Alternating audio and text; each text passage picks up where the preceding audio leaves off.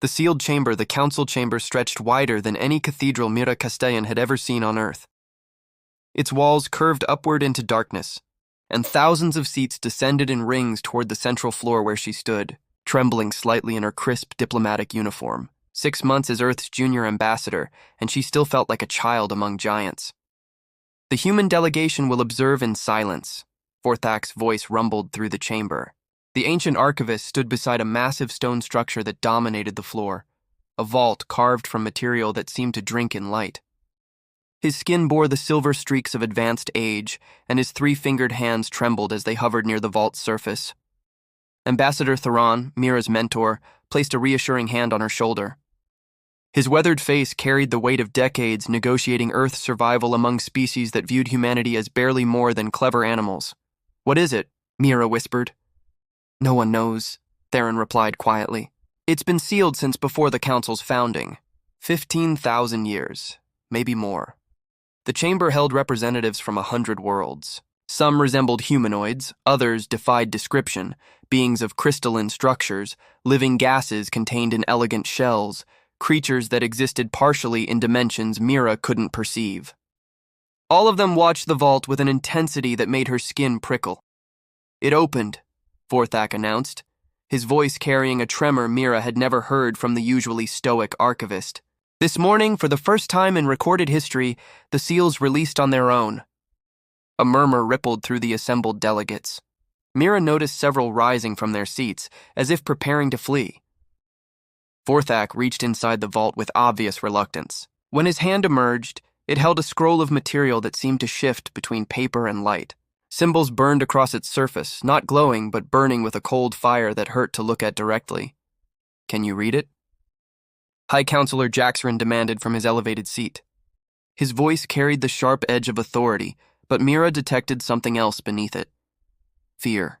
I believe so." Forthak's hands shook harder now. "The language is old. Older than old. But the meaning is—" He paused, his eyes widening. "Simple. It's a name. Just a name. Whose name?" Jaxron leaned forward. Forthak's gaze found Mira across the chamber. For a moment their eyes locked, and she saw something in his expression that made her heart race, recognition and pity. "Earth," Forthak whispered. Then, louder, reading the symbols that writhed across the scroll. "Earth." The sound of the name was wrong. It wasn't the English word Mira knew. It was something else. Something that resonated in frequencies she felt in her bones rather than heard with her ears. The syllables seemed to echo not from the walls, but from space itself. The chamber exploded into chaos. Delegates clutched their heads. One being, a crystalline entity from the Vex system, shattered into pieces, its fragments raining down like deadly hail. Mira gasped as pressure built behind her eyes, as if someone had reached into her skull and was pulling something out. "No, putting something in." Theron caught her as she stumbled. "Mira, what's happening?" She couldn't answer. The chamber spun around her, and for a moment she wasn't in the council station anymore. She was standing in a field on Earth, under a sky filled with stars that bowed downward, and a voice spoke inside her mind, not words, but a feeling of something vast and ancient opening one enormous eye. When the sensation passed, she found herself on her knees. Theron knelt beside her, his face pale. Around them, the chamber had descended into pandemonium.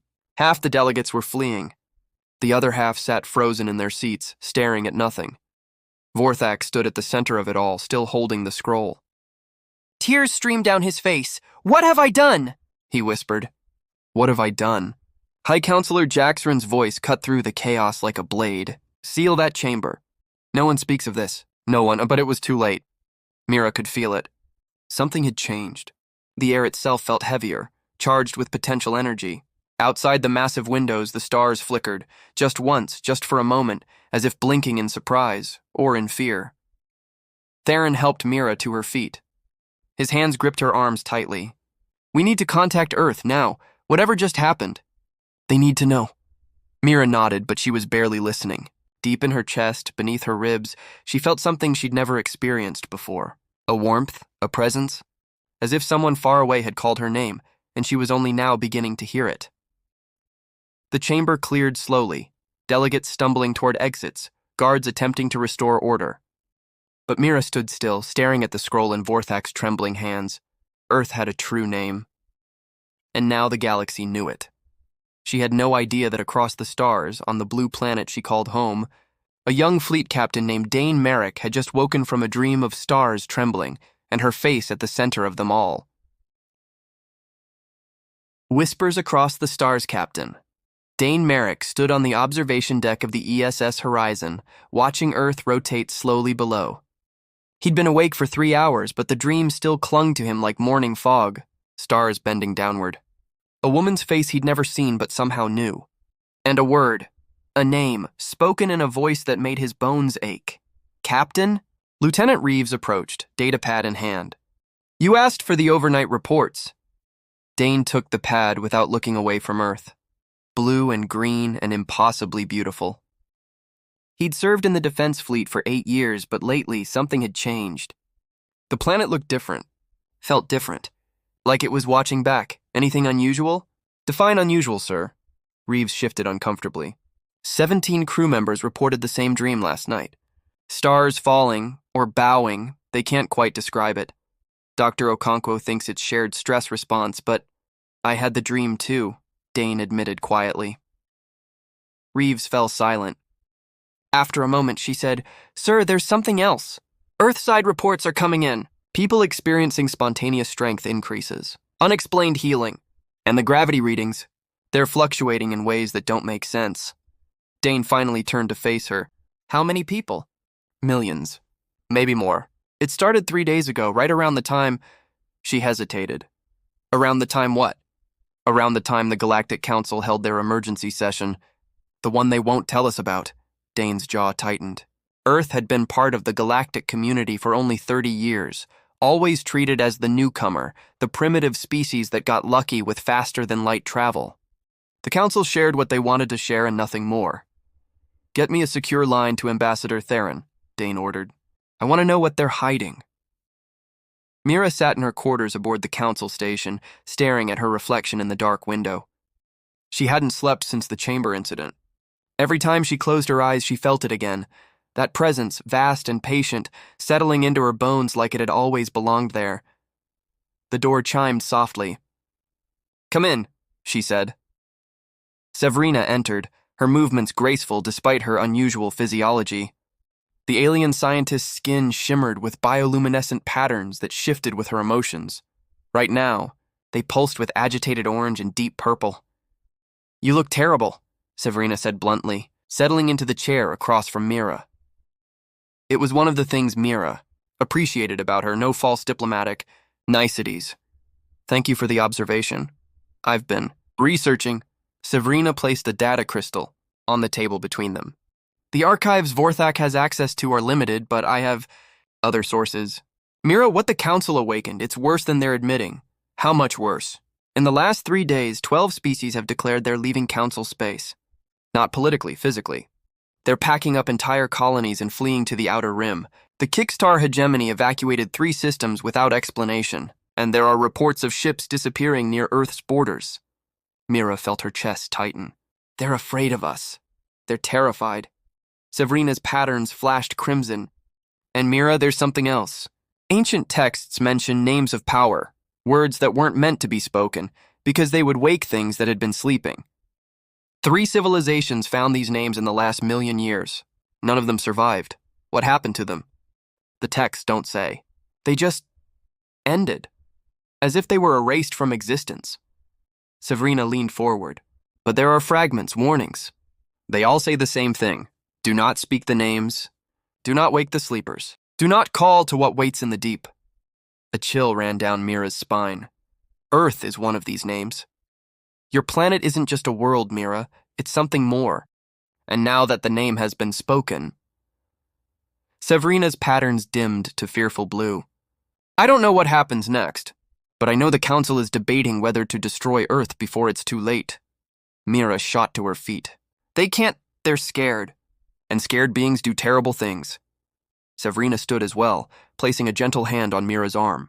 You need to warn your people. If the Council votes for intervention, Earth will have days at most. The communication finally connected, Dane's screen filled with Ambassador Theron's haggard face, and beside him, a young woman Dane had never seen before but recognized instantly from his dreams. "Captain Merrick," Theron said. "Thank you for accepting this call. This is Mira Castellan, my assistant ambassador." Dane couldn't speak for a moment. Mira stared back at him with the same shocked recognition in her eyes. "You," she whispered. "I've seen you." "In my dreams, the stars," Dane said, bending down. Theron looked between them, confusion crossing his face. "You two know each other?" "No," Mira said softly, not breaking eye contact with Dane. "But I think we're about to." Dane shook himself, trying to focus. "Ambassador, what's happening?" "My crew is experiencing strange phenomena. Earth itself is changing, and you're going to tell me it's all connected to that emergency council session." Theron nodded gravely. "Captain, Earth has a true name. An ancient name. 3 days ago it was spoken for the first time in... we don't know how long. And when it was spoken, something woke up. What woke up? We don't know yet. But Captain..." Theron's voice dropped. "The council is afraid, and they're considering destroying Earth to eliminate the threat." Dane felt rage flood through him, hot and immediate. "Let them try." "That's what worries me," Mira said, her voice quiet but intense. "Because I don't think they'll succeed. And I don't think it will be Earth's weapons that stop them." Their eyes met again across the vast distance of space, and Dane felt that connection strengthen, that pull he'd felt in his dreams. Whatever was happening to Earth, whatever had awakened, he and this woman he'd never met were somehow part of it. "How long do we have?" he asked. "Days," Mira replied. "Maybe less." "Captain, Dane, I need to come home. I need to see Earth again. I think I'm supposed to be there for what comes next." "Then come home," Dane said, and meant it with an intensity that surprised him. "We'll be waiting." The weight of fear. The council chamber had never felt so small. Mira stood in the gallery watching as High Counselor Jaxron addressed the assembly, his voice carrying across the tense silence. Ambassador Theron sat rigid beside her, his hands gripped tight on the railing. "Cannot afford to be sentimental," Jaxron was saying. "Earth represents an existential threat to galactic stability. In the 3 weeks since the name was spoken, we have lost contact with 47 colonies. Ships vanish near Earth space. Citizens report nightmares, hallucinations. Children speak in languages that don't exist." "You're describing panic," Theron called out, rising to his feet. "Not threat. Earth has done nothing aggressive. We haven't expanded our territory. We haven't made demands. We exist, and you punish us for it. Your existence is the threat." A delegate from the Corvin Collective shouted. "Our seers have gone mad. Our temples crack and bleed light. The name echoes in our dreams. Then stop dreaming about us." Theron's voice rang with anger Mira had rarely heard from him. Jaxron raised a hand for silence. "Ambassador Theron, we understand your loyalty to your homeworld. But you must see reason. For the safety of the galaxy?" "You mean for the safety of your power," Mira heard herself say. Every head turned toward her. She hadn't meant to speak, but the words came anyway, pushed by something inside her that refused to stay silent. "You ruled the galaxy for 15,000 years. Earth's name was spoken, and suddenly you're not in control anymore. That's what terrifies you. Not that we're dangerous. That you're not supreme." Jaxron's eyes narrowed. "Junior Ambassador Castellan, you forget your place." "No," Mira said, stepping forward. "I'm finally remembering it." She felt Theron's hand on her arm, trying to pull her back, but she shook him off gently. "I'm human. Earth is my home, and if you move against it, you'll learn exactly what that name means." The chamber erupted. Some delegates shouted agreement. Others called for Mira's arrest. But beneath the noise, Mira felt it again. That presence, that warmth in her chest, spreading through her like roots through soil. Severina appeared at her side. "We need to leave, now!" "What?" "The vote is happening tonight, in secret. And I've just received word. The fleet is already mobilizing." Severina's patterns blazed urgent red. "Mira, they're going to strike Earth within 48 hours. Dane received the encrypted message while conducting patrol near Luna. 4 words. "They're coming. Get ready." He immediately put the fleet on high alert, but even as he issued orders, he knew it was futile. Earth's defense forces numbered maybe 200 ships. The Council could field thousands. If they wanted Earth destroyed, there was nothing humanity's weapons could do to stop them. Sir, Reeves said from her station, we're receiving an unauthorized approach. Single ship council registry. They're requesting permission to land. Who is it? Ambassador Castellan, sir. She says she needs to speak with you immediately. Dane's heart skipped. Grant permission. And prep a shuttle. I'm going down to meet her. He found her in the reception bay of the spaceport, standing alone with a single bag, looking exhausted and determined. When their eyes met, he felt that connection again, stronger now, more insistent. You came, he said. I had to.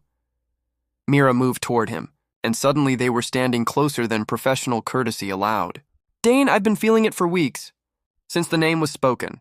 Like something inside me recognizes something inside you. Like we're connected, he finished. I know. I feel it too. They stood there, the busy spaceport flowing around them, two people caught in a moment that felt both brand new and ancient. Dane reached out slowly and Mira took his hand.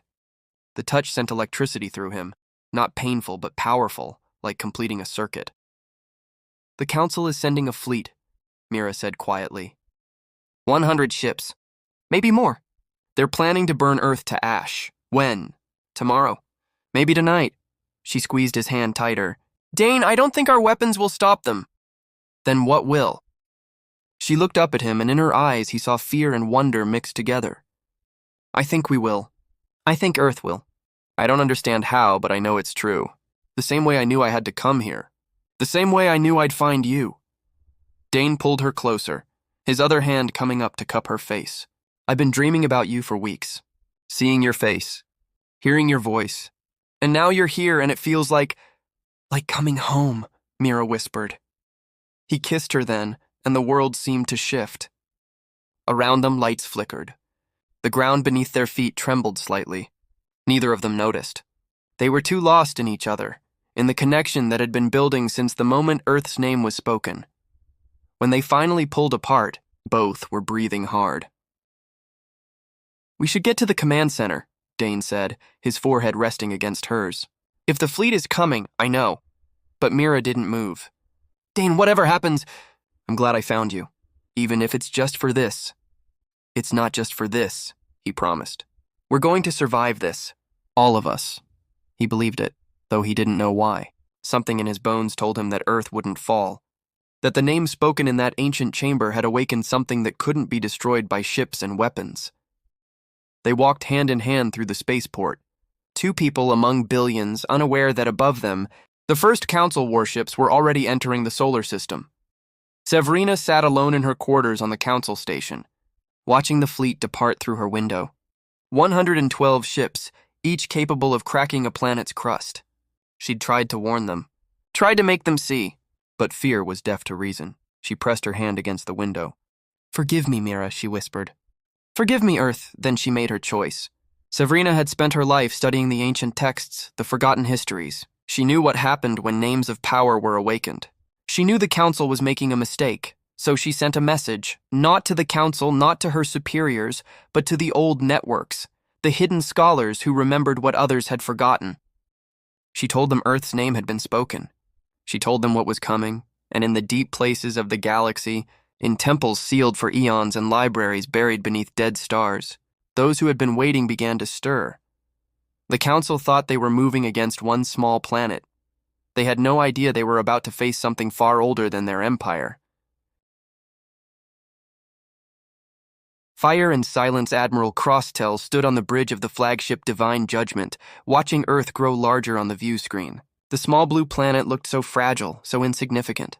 He'd burned worlds before, 14 of them over his long career, and none had haunted him afterward. This would be no different. It couldn't be. All ships report ready, Admiral, his tactical officer announced. Weapons charged. Formation holding steady. Crosstell nodded, but his hand trembled slightly as he raised it to give the order. Around him, the bridge crew sat tense at their stations. He'd noticed several making religious gestures, prayers to gods they'd never called on before. The entire fleet felt wrong. He'd commanded warships for 40 years, and he'd never felt crews this afraid before battle. Sir, the sensor officer called out, we're detecting anomalies. The space around Earth is shifting. I can't explain it. Explain it anyway. Gravity fluctuations. Energy readings that don't correspond to any known source. And sir, the officer's voice dropped. I'm hearing something. On the comms, like whispering, Crosstell's blood ran cold. He heard it too, faint beneath the hum of the ship's systems. A voice, or many voices, speaking words just below comprehension. All ships, ignore the anomalies, he commanded, trying to sound confident. Maintain formation. Prepare to fire on my mark. But even as he spoke, he felt it. That pressure he'd heard about in the reports. It pressed against his mind, heavy and vast, like being watched by something enormous. His own name suddenly felt slippery in his thoughts, like trying to hold water. On the bridge's observation window, Earth rotated peacefully. Cities glittered on the night side. Clouds drifted over oceans. It looked so innocent. Fire, Crosstell whispered, then louder. Fire!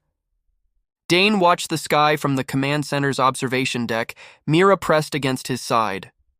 Around them, officers coordinated Earth's defense fleet, 200 ships racing to intercept 112. The math was simple and brutal. Our ships are in position, Reeves reported. But sir, we're outgunned 5-1. I know. Dane's arm tightened around Mira's waist. She hadn't left his side for the last 8 hours. They'd spent the night in his quarters, not sleeping but talking, holding each other, making promises they both knew might be impossible to keep. When they'd finally made love as dawn broke over the Pacific, it had felt like sealing a vow, not just to each other, but to something greater. Now they stood together, watching death approach. First volley incoming, Tactical announced. Impact in 3, 2. The view screen showed dozens of energy beams lancing down toward Earth's atmosphere. Enough firepower to crack continents. Dane held his breath. The beams stopped.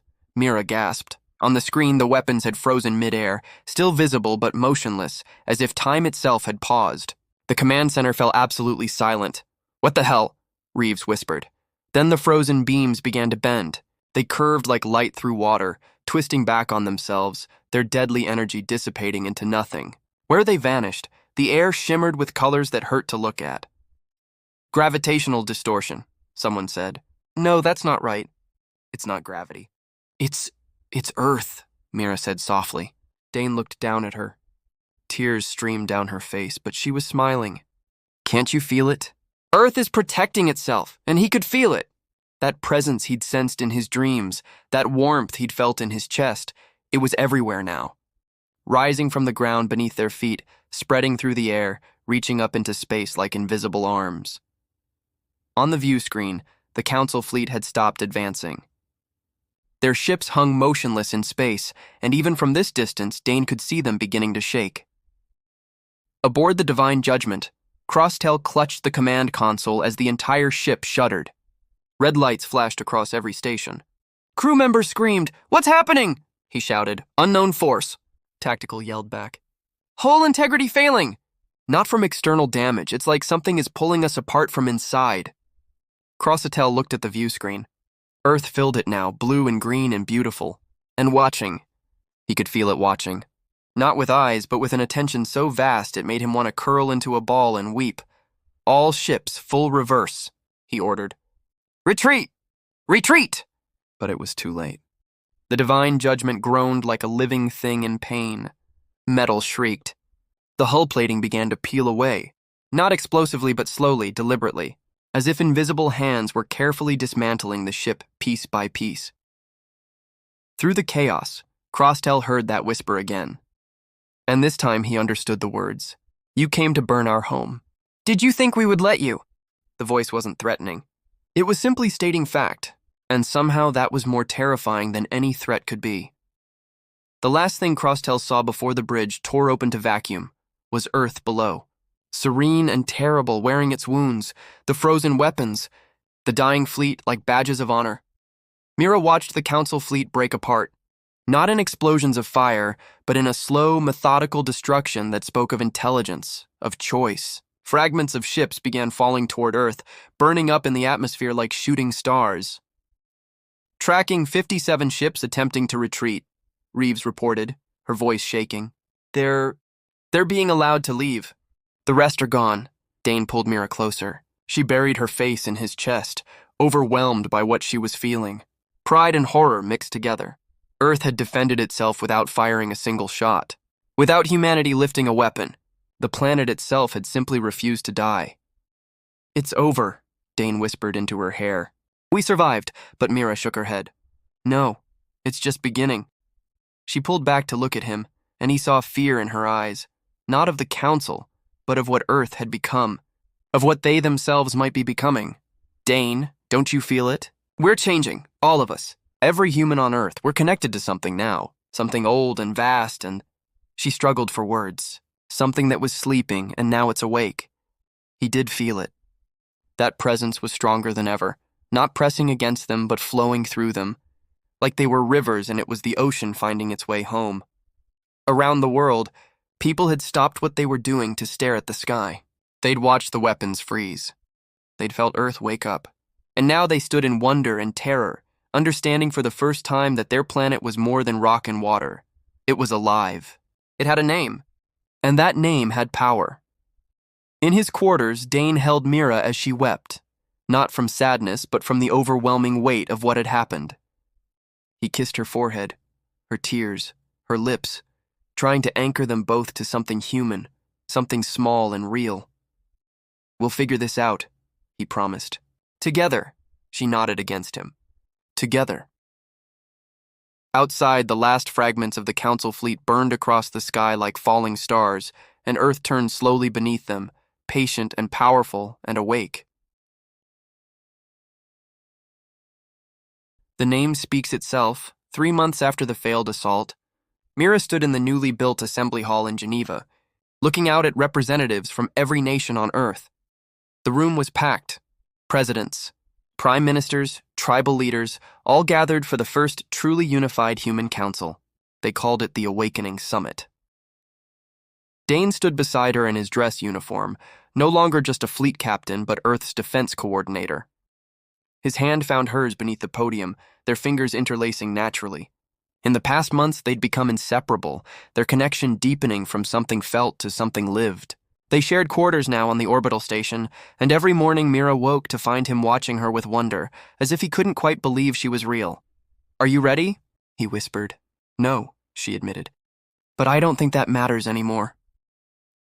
The assembly fell silent as she stepped forward to speak.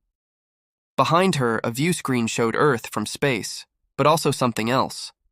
A shimmer around the planet, visible now to satellites and ships, like a heat haze made of light. Whatever had awakened in Earth wasn't hiding anymore.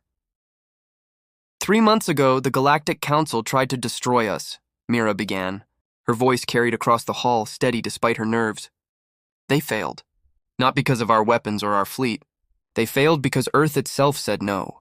Murmurs rippled through the crowd. Everyone knew the story, but hearing it spoken aloud still carried weight. Since then, we've discovered things about our world that challenge everything we thought we knew. Earth has a true name, a name with power. When that name was spoken in the Galactic Council chamber, something ancient woke up. Something that's been sleeping beneath our feet, in our oceans, in the very air we breathe. And now, she paused, gathering courage. Now it wants to speak. The assembly erupted in voices, some excited, others afraid. Dane squeezed her hand in support. They'd rehearsed this moment, prepared for the reaction, but nothing could truly make it easier. The doors at the back of the hall opened, and Severina entered. The alien scientist had arrived on Earth 2 months ago, one of only a handful of non-humans brave enough to approach the planet now.